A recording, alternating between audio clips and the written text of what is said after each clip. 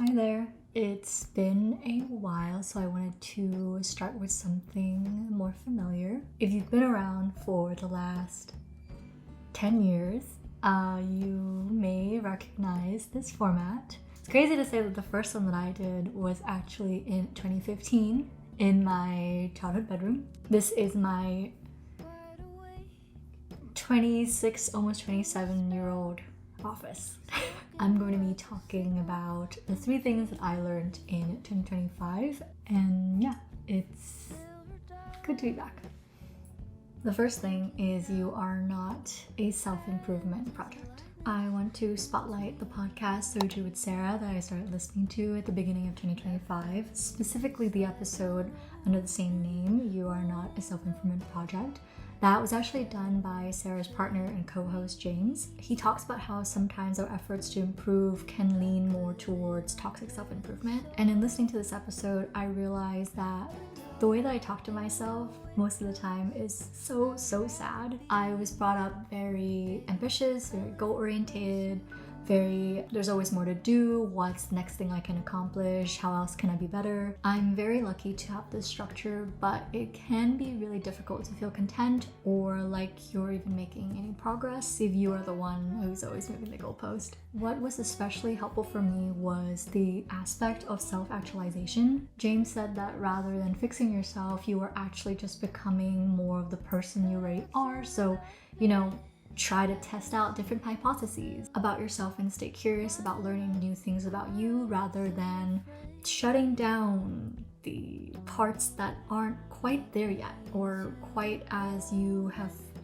set a standard for yourself to reach. I'm someone who gets really excited about little activities, a checklist, opening a package. So what I've been trying to do more is treat things like activities for myself and involve things that I really enjoy, such as arts, crafts, podcasts, books, within the realm of trying different versions of myself on and asking every time if this feels right, if this feels true to me. I want to note that I do give things that I more so hesitate towards a try, but often end up wasting more time trying to get myself into the mood to do those things. Every situation is different, but when you're trying to improve yourself, just try your very best to do the thing that most excites you or aligns with what most excites you. Obviously, we don't know every single detail about who we are yet, but I think we would benefit more from going about it with the mindset that we already have everything that we'll ever need to be who we are meant to be.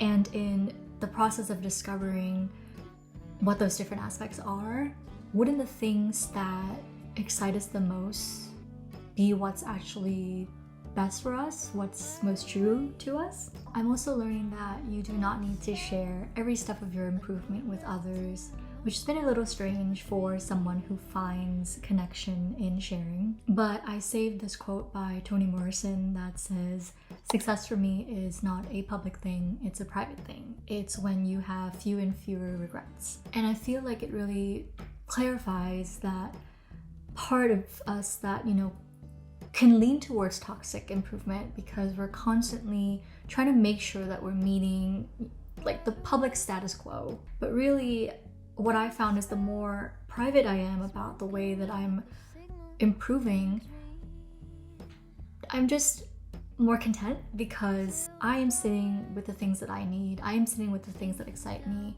and I am not letting any other voice say that those things are wrong. And that takes us to perhaps the most important aspect of this point, which is this is your improvement journey, your self-actualization journey. Yours.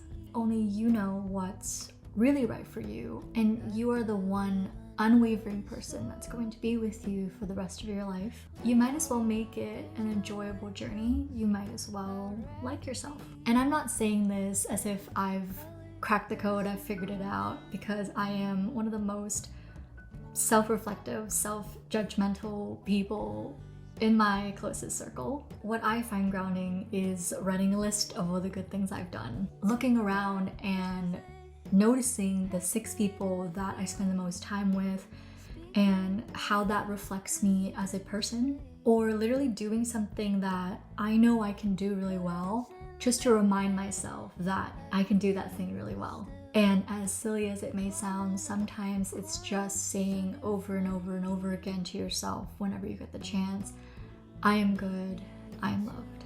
The second thing I learned in 2025 is there are different types of creativity. To spotlight another podcast, Anything Goes by Emma Chamberlain. In the episode How I Maximize My Creativity, Emma talks about how her ideal psychological state when creating is peace and freedom.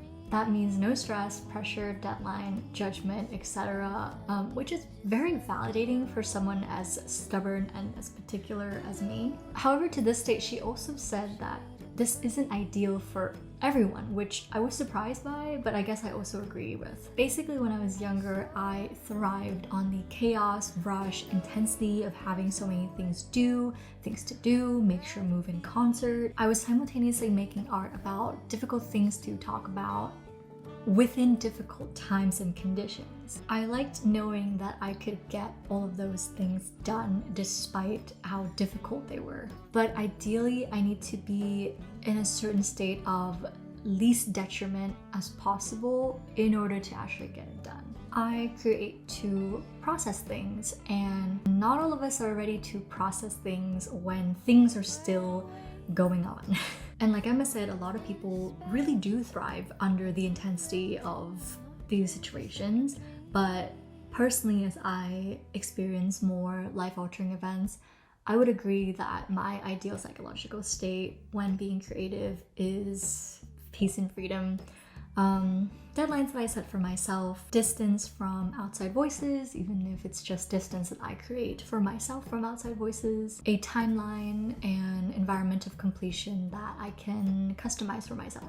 Now, this may make it seem like both Emma and I are very difficult creatives to collaborate with. However, the other day, a fellow writer in this writing group that I'm a part of told me that she thinks I'm very disciplined. This is in response to my commitment to doing 30 for 30, writing 30 poems for 30 days, one poem a day, and then on top of that, making a video that same day for the poem that I finished. You know the deal. She wanted to applaud how disciplined I was in completing the challenge year after year after year. Knowing how difficult I can be in other ways in regards to deadlines and sticking to things, I guess I was surprised because I didn't think of me completing the challenge as being disciplined. I guess what I'm trying to say is that when the format and the thing that you're doing is working for you and is true to you, it just really works. We are multitudes and we just have to figure out what works for us and what works for us in different situations. With that, I thought it might be useful to name some of the things that I've been doing and the progress and outcomes that I've noted. Just starting things right at the idea and making it easier for my future self. Essentially, it's getting an idea and immediately creating a structure for it so that future Millie can jump back in and as easily as possible just complete the task. Set a schedule and keep it flexible, or in other words, overestimate the time that you think will be needed to complete the task. Taking breaks and productive procrastination. I don't punish myself when I don't feel like doing something or try not to. I just do something else that I also need to get done that day. And what ends up happening is that, other things that also need to be done, get done, gearing me up to complete the task that I convinced myself was so difficult to do, and then checking it off very quickly because I'm already on a roll. Creating the right environment and setting it up in advance. My house is very comfy. My husband likes to say that living with me feels like being inside my Instagram, and I was really confused when he first said it, but what he meant is that there are different vignettes kind of everywhere you look, and that's literally because I need to set up the environment so that I enter the vignette and am just in the state of let's get this thing done. The books are placed with pens, the paper is there, the blanket is there. Why don't I just sit down, read, and take some notes? Listen to my body because it really knows. So I had a little health scare at the end of 2025, and it sort of came out of nowhere, and yet not at all. Nothing was really wrong with me, but I think my body was finally reacting to everything that was 2025. It was a very emotionally heavy year in the best and most difficult ways, but because I was still able to keep chugging, I did, and my body finally said that's enough, because it knows that I was already running on very low fuel. Overall progress and outcome wise, I want to echo myself and say that yes, I do give the things that I more so hesitate towards a try, but in most cases end up wasting more time than just doing things that I know work very well for me. Because in regards to what I specifically do, there are different types of creativity. And I think this applies in a wider sense as well. And it doesn't need to make sense to anyone besides you, but it does need to be productive for everyone in the end. If it feels right, you will know and they will notice. The final thing I noted is things happen for you, not to you. There were so many changes in my life in 2025.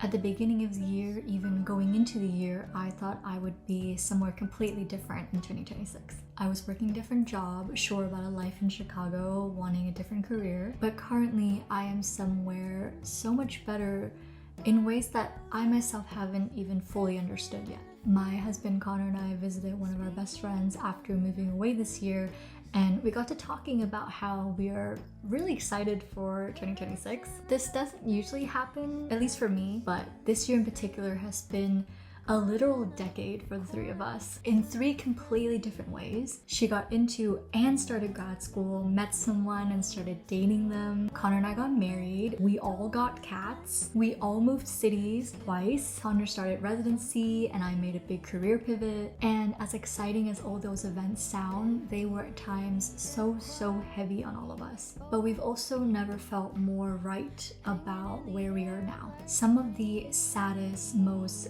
gut-wrenching, life-altering events in my life have brought me the most clarity.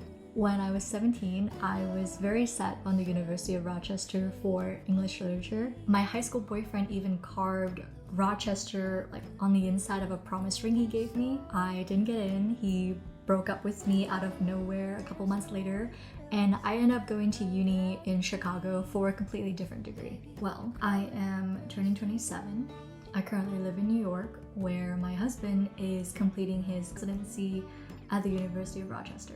I cannot begin to explain the thousands of decisions, heartbreaks, alterations before and after we met, individually and as a unit, that had to happen for us to end up here. You never really know it at the time, no matter how hard you try to reframe the situation in your mind, but things are simply falling into place. I'm learning to take changes as a sign for me to pivot and lean into delays like their divine intervention, because some detours are direction. I, at the end of the day, am quite adaptable, but that doesn't mean that I love or do particularly well at the beginning of change. So when things start to look like they're not going to pan out the way that I anticipated, it can be quite difficult for me to still trust that everything is going to work out. So what if what I initially anticipated is in fact not right for me? Why is it becoming so difficult to follow in that path? It shouldn't be that difficult. The universe is in your favor. This detour is direction. I'm also continuing to remind myself that no one is ever really finished. Like, you don't just get somewhere, even if it's this new destined path, and are immediately forever your happiest and most completed self. I've been working on something exciting, new, and of my own, and the process has made it even clearer to me that an all or nothing mindset is only good in moderation. There will always be some things that aren't quite right, even if you are happier. But that's okay, because there are still good things. I am learning to sit in the good and bad without letting either scare the other too much. I think it is still right to say, what the fuck was this year? I've been seeing a lot of Instagram reels talking about how 2025 wrapped up a 9-year cycle, how it was the year of the snake, hence we're shedding parts of our lives that we no longer need, how 2026 is the year of the horse, and we're charging into who we're meant to be. Friends and I dabble with tarot, whatever woo-woo gets us by. And if 2025 was also super emotionally heavy for you, just know that the Lunar New Year doesn't come until February. Those are some of the things that I'm taking with me from 2025. I'll also leave you with something that I've been repeating throughout the year, which is there are past versions of me that get together for coffee, and they are all cheering me on. A friend of mine said, "You're quite unlucky, aren't you?" When I broke a heel at a school function early 2024. And they were joking, but they're not wrong. Because I feel like we all get a number of unlucky years in a row in our lives. But I really leaned into it after my friend said that to me. And it wasn't until I started believing in and really living by I am someone that good things happen to, that things just started to switch. It is going to work because I'm insane. And again, whatever woo-woo you need to believe in to get by. But this was mine, and these are the things that I will be taking with me from 2025. I've got a couple fun things planned for 2026. And yeah, it's just really nice to be back. Thank you for watching. Do you still like this format? Let me know, and I'll talk to you soon.